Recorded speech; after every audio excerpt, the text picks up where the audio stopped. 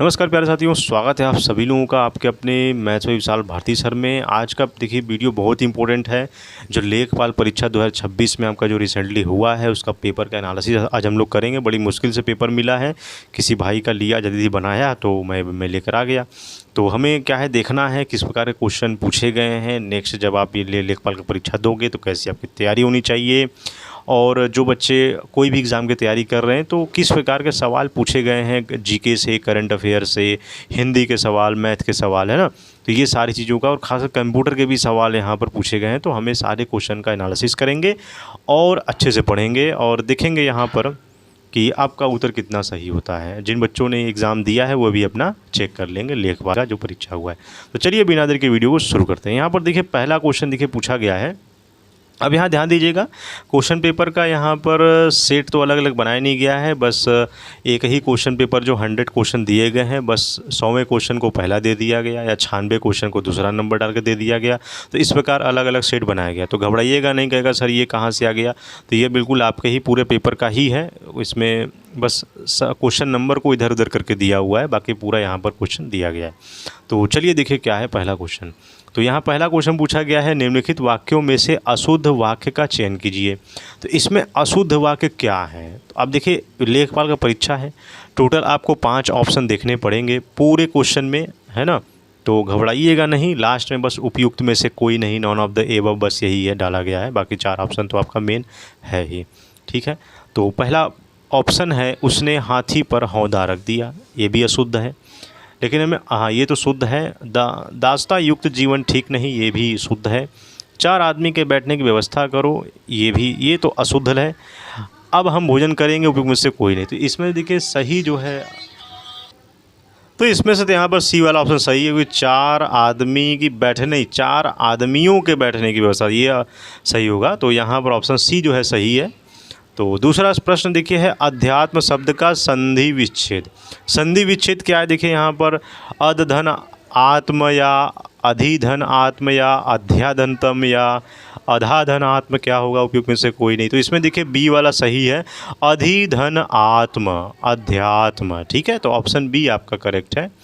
Question number 3 देखिए क्या है, निम्नलिखित में से कौन सा विलोम शब्द युग्म सही नहीं है। इसमें से विलोम शब्द सही नहीं है, यानी जटिल सरल ये सही है, बंधन मुक्ति ये सही है, उपकार अनुचित ये देखिए सही नहीं है, गौरव लाघव ये सही है। तो यहाँ ऑप्शन नंबर सी जो है वो आपका सही है, ठीक है।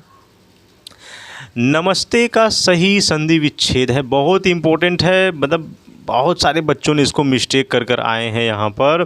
ये देखिए जितना भी रेड पेन जो है निशान लगा हुआ है मैंने लगाया हुआ है, बाकी जो ब्लैक पेन आप देख रहे हो वो भाई ने लगाया हुआ है जिसका भी ये पेपर था। तो यहाँ पर देखिए क्या है, नमस्ते का तो नमः धन ते इसका सही उत्तर होगा।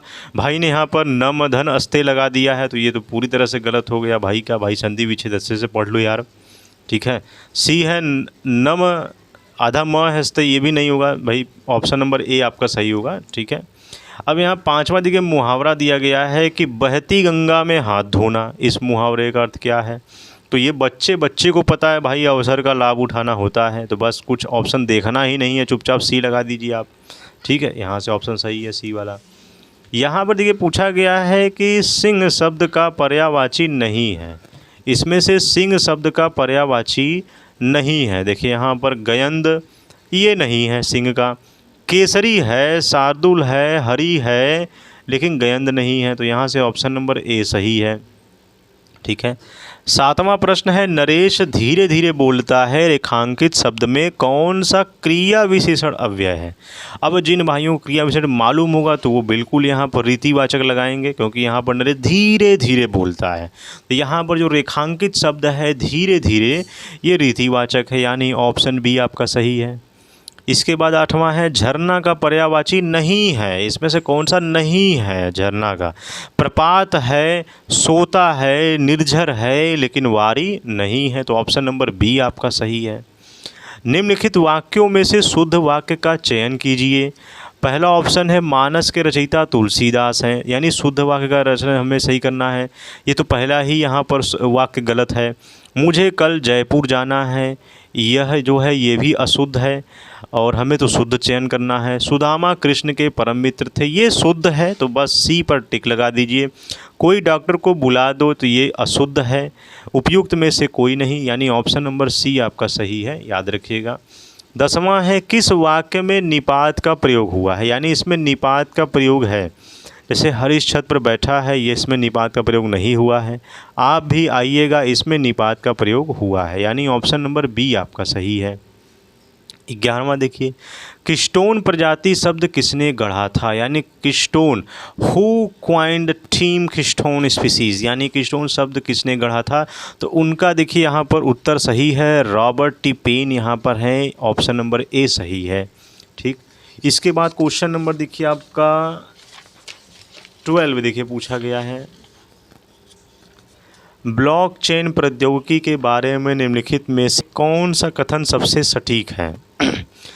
तो ब्लॉकचेन प्रौद्योगिकी, तो सभी डेटा को सत्यापित करने के लिए इसे एक केंद्रीय सर्वर की आवश्यकता होती है। यह एक डिस्ट्रीब्यूटेड लेज़र है जिसमें रिकॉर्डों को बाद में बदलना कठिन होता है। तो ऑप्शन नंबर बी आपका सही है। ठीक है, नेक्स्ट देखिए क्वेश्चन क्या है, आईसीसी महिला इमर्जिंग नेशंस ट्रॉफी 2025 किस देश ने जीती।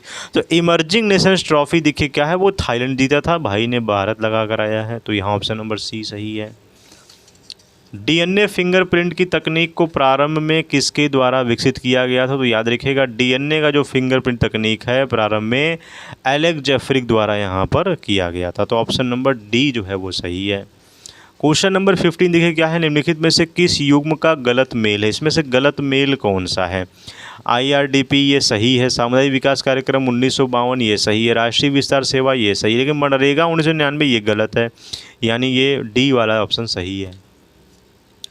इसके बाद क्वेश्चन नंबर 16 है कि राष्ट्रीय ग्रामीण पेयजल कार्यक्रम NRDWP किस वर्ष में शुरू किया गया था। 2014, 2011, 2009, 2005। तो इसमें से 2009 जो है वो सही है, NRDWP जो है शुरू किया गया, तो ऑप्शन नंबर सी आपका सही है।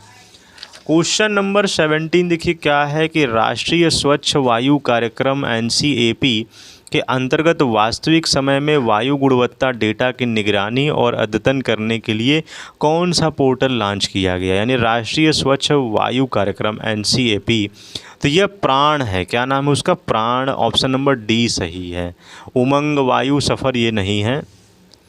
18वां क्वेश्चन है, पारिस्थितिकी में पहचाने गए जैव विविधता की क्षति हानि के लिए जिम्मेदार इविल क्वार्टेट 4 मुख्य कारण में आवासीय क्षति, अतिदोहन, विदेशी प्रजातियों का आक्रमण और निम्नलिखित शामिल है। क्या शामिल है, आनुवांशिक विविधता में कमी, जलवायु प्रेरित आवास स्थानांतरण, बाह्यस्थनीय संरक्षण या सहविलुप्तता प्रक्रियाएं। तो इसमें से ऑप्शन नंबर डी सही है, सहविलुप्तता यहाँ पर प्रक्रियाएं। ठीक है। 19वां है, निम्नलिखित में से कौन सा सूर्य का अध्ययन करने वाला भारत का पहला अंतरिक्ष आधारित मिशन है। तो याद रखिएगा, सूर्य का अध्ययन करने वाला भारत का पहला अंतरिक्ष मिशन जो है वो आदित्य L1 है। क्या नाम है, आदित्य L1। ये गगन नाविक हाइसिस ये नहीं है, आदित्य L1 पर डी पर आपका सही हो जाएगा। भारत सरकार द्वारा शुरू कई मिष्टी पहल का पूरा नाम क्या है, MISHTI का पहल का पूरा नाम। तो इसमें देखिए क्या है, यहाँ पर बहुत सारे कंफ्यूजिंग फुल फॉर्म दिए गए हैं, जिसमें सही आपका है mangrove initiative for shore line habitats and tangible incomes, option number B जो है वो आपका सही है। ठीक है, नेक्स्ट यहाँ पर देखिए क्या दिया गया है क्वेश्चन, आपदा प्रबंधन अधिनियम 2005 की किस धारा के अंतर्गत राष्ट्रीय आपदा प्रबंधन प्राधिकरण NDMA का गठन किया गया है। ऑप्शन है धारा 6, धारा 10, धारा 3, धारा 14। क्या होगा, तो इसमें से ऑप्शन नंबर सी धारा 3 जो है वो सही है, क्योंकि आपदा प्रबंधन अधिनियम 2005 में धारा 3 यहाँ पर ये लाया गया था, तो ये याद रखिएगा धारा 3। 22वां क्वेश्चन है, निम्नलिखित में से किसको दुनिया के एकमात्र तैरते हुए राष्ट्रीय उद्यान के रूप में जाना जाता है। तो ऑप्शन है कोइबुल लामजाओ राष्ट्रीय उद्यान, नामदफा राष्ट्रीय उद्यान, मानस राष्ट्रीय उद्यान, काजीरंगा राष्ट्रीय उद्यान। तो याद रखिएगा, दुनिया का एकमात्र तैरता हुआ राष्ट्रीय उद्यान है केइबुल लामजाओ राष्ट्रीय उद्यान, ऑप्शन नंबर ए आपका सही है। नेक्स्ट क्वेश्चन है, निम्नलिखित में से कौन सी नदी को चंद्रभागा के नाम से भी जाना जाता है? चंद्रभागा, गोदावरी, झेलम, चेनाब, चंबल। देखिए यह ऑप्शन नंबर सी चेनाब सही है, 23 का सी। ठीक है, नेक्स्ट क्वेश्चन देखिए क्या है, भारत की पहली megawatt scale vanadium Redux flow battery VRFB system का उद्घाटन कहाँ किया गया था? ऑप्शन तो बहुत सारे हैं, NTPC Vindhyachal, NTPC Ramagundam, NTPC Netra. तो याद रखिए NTPC नेत्रा ग्रेटर नोएडा, आपका ऑप्शन नंबर सी सही है।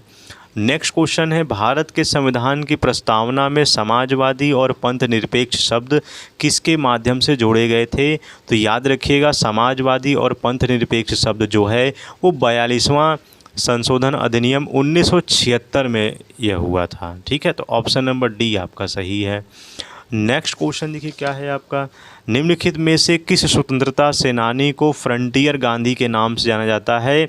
तो इसमें से कोई भी नहीं है, मोहम्मद अली जौहर, फिरोज गांधी, मौलाना आज़ाद खान, अब्दुल जब्बार खान नहीं, इसमें से कोई नहीं है, ऑप्शन नंबर ई आपका सही है। क्वेश्चन नंबर 27, दीनदयाल उपाध्याय ग्रामीण कौशल्य योजना DDU-GKY के अंतर्गत लाभार्थियों के पंजीकरण के लिए किस वेब मोबाइल आधारित टूल का उपयोग किया जाता है?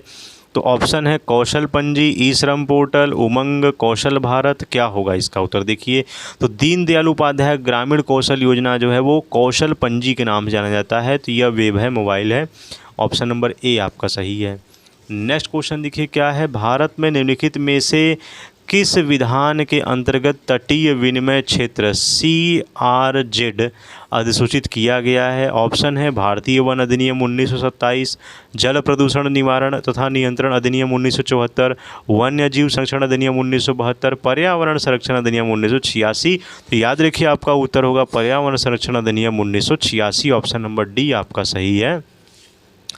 क्वेश्चन नंबर 29 क्या है देखिए कि भारत की संविधान सभा की पहली बैठक की अध्यक्षता किसने की? ऑप्शन है doctor BR Ambedkar, Mahatma Gandhi, Jawaharlal Nehru, doctor सच्चिदानंद सिन्हा, इनमें से कोई नहीं। देखिए क्या होगा इसका उत्तर, डॉक्टर सच्चिदानंद सिन्हा। तो यहाँ से ऑप्शन नंबर डी जो है वो सही है, संविधान सभा की पहली बैठक की अध्यक्षता डॉक्टर सच्चिदानंद सिन्हा। ठीक है, क्वेश्चन नंबर 30 देखिए यहाँ पर क्या है, राष्ट्रीय पंचायती राज दिवस NPRD 2025 का राष्ट्रीय कार्यक्रम किस ग्राम पंचायत में आयोजित किया गया था? ऑप्शन है गंगा देवी पल्ली ग्राम पंचायत वारलंगा तेलंगाना, लोहना उत्तर ग्राम पंचायत, हिवारे बाजार ग्राम, पुसारी ग्राम पंचायत। तो इसमें से लोहना उत्तर ग्राम पंचायत मधुबनी बिहार है, उत्तर बी आपका सही है।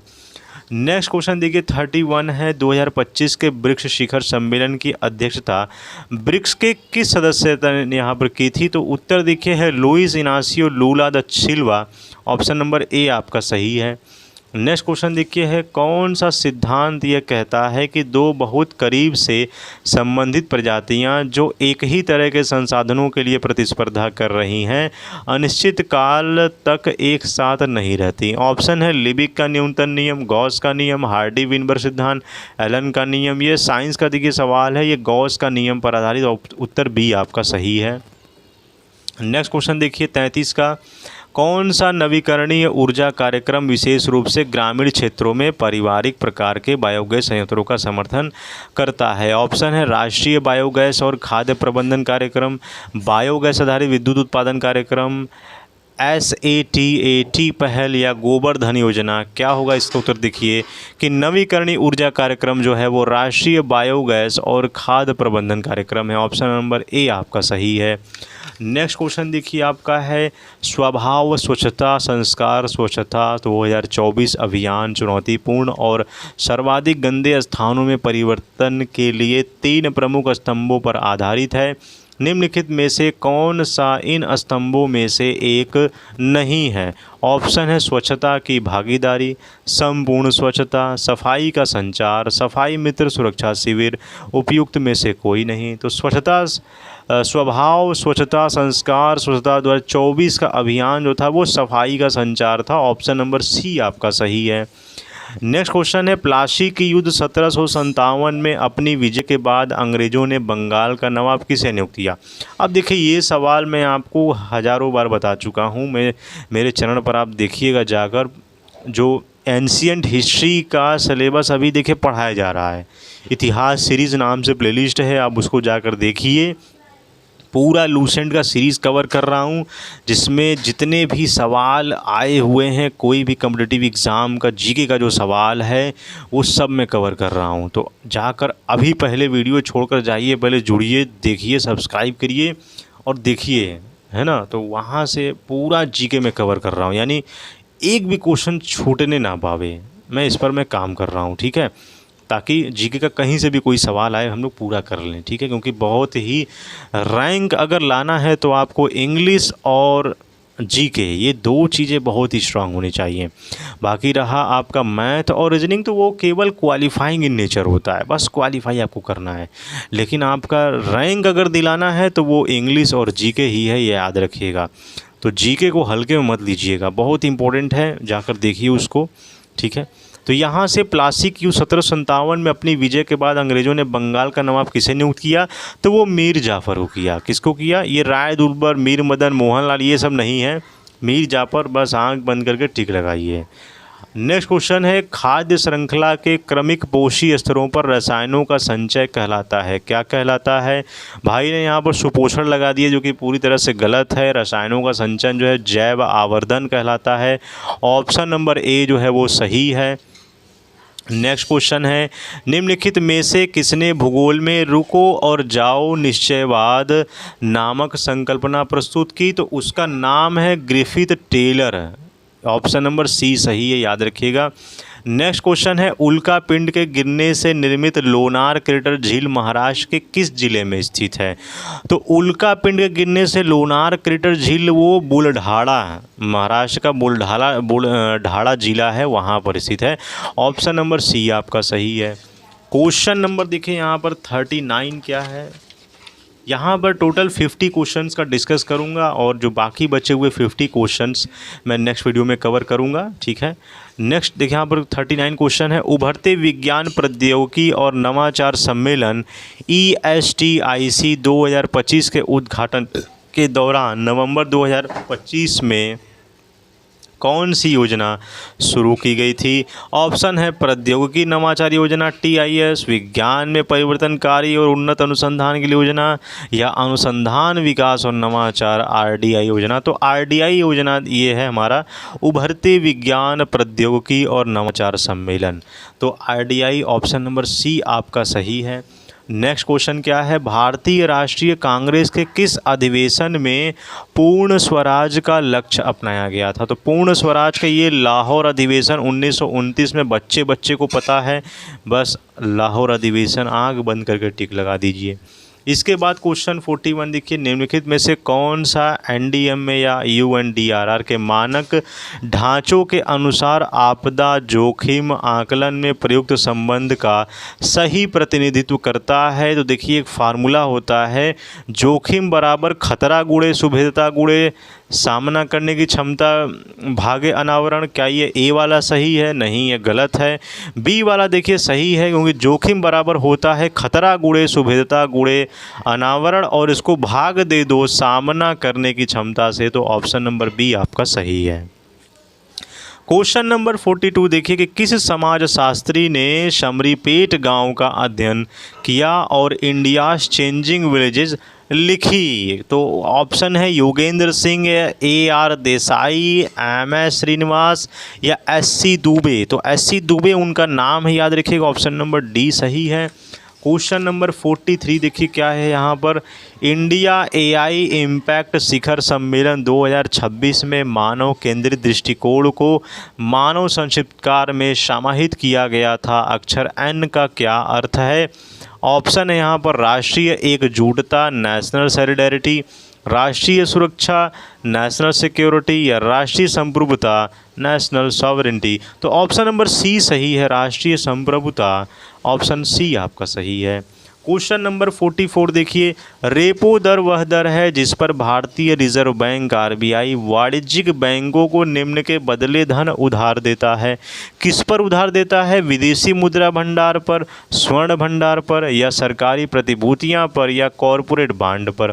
तो ये ऑप्शन नंबर सी आपका सही है, सरकारी प्रतिभूतियों पर। तो ऑप्शन सी आपका सही है।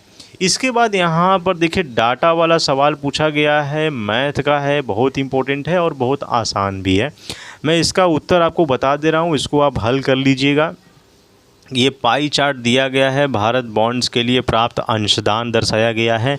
पाई चार्ट का ध्यानपूर्वक अध्ययन कीजिए और 45 से 49 तक का उत्तर दीजिए।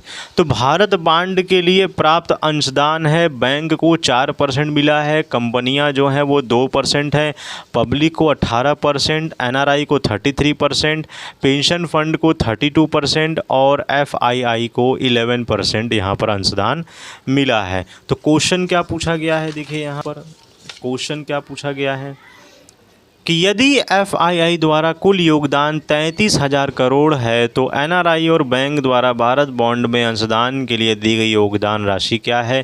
तो इसमें से ऑप्शन नंबर डी 1,11,000 करोड़ है। ये आपका डी, इसको हल करिएगा। नहीं आएगा तो कमेंट कर दीजिएगा, मैं आपको पूरा हल करके बता दूंगा। ठीक है, अभी मैं केवल क्वेश्चन का आंसर बता रहा हूँ।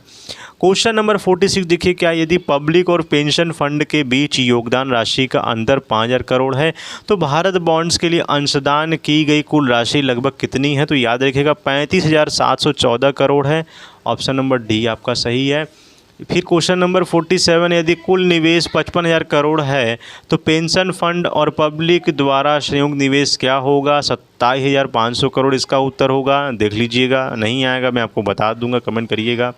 क्वेश्चन नंबर 48 है, यदि कुल अंशदान 55,000 करोड़ है तो एनआरआई और पब्लिक द्वारा निवेशित राशि के बीच का अंतर क्या है? वो है 8,250 करोड़। ऑप्शन नंबर ए जो है वो आपका सही है। क्वेश्चन नंबर 49, यदि एनआरआई द्वारा निवेश 8,000 करोड़ है तो कंपनियों और एफआईआई द्वारा भारत बॉन्ड्स में संयुक्त निवेश क्या है? तो इसका उत्तर उपयुक्त में से कोई नहीं है, ध्यान दीजिएगा। ना ही आपका 4,04,872.62 करोड़ है, ना ही बी है, ना ही सी है, ना ही डी है। ठीक है, तो ये था हमारा सवाल। और यहाँ पर इसमें भी देखिए, यहाँ पर आंकड़े वाले सवाल दिए गए हैं, तो इसका हम लोग नेक्स्ट वीडियो में पढ़ेंगे और इसका उत्तर हम लोग देखेंगे। बाकी आपका और भी जीके के कई सारे सवाल, कंप्यूटर के सवाल पूछे गए हैं, इसका नेक्स्ट वीडियो पार्ट 2 आएगा, तो वहाँ पर उसको मैं डिस्कस कर दूंगा। ठीक है, तो प्यारे साथियों, आई होप आपको समझ में आया होगा। और जिन बच्चों का लेखपाल का पेपर गया है, मेरी तो दुआ है कि उनका ज़रूर यहाँ पर एग्ज़ाम में सक्सेसफुल हो और एक अच्छी सी नौकरी यहाँ पर प्राप्त करें। तो प्यारे साथियों, मिलते हैं आपसे नेक्स्ट वीडियो में। और हाँ, चैनल पर नए हैं तो सब्सक्राइब भी कर लीजिएगा और अपने फ्रेंड्स को जरूर शेयर कर दीजिएगा। तो मिलते हैं प्यारे साथियों नेक्स्ट वीडियो में। जय हिंद, जय भारत।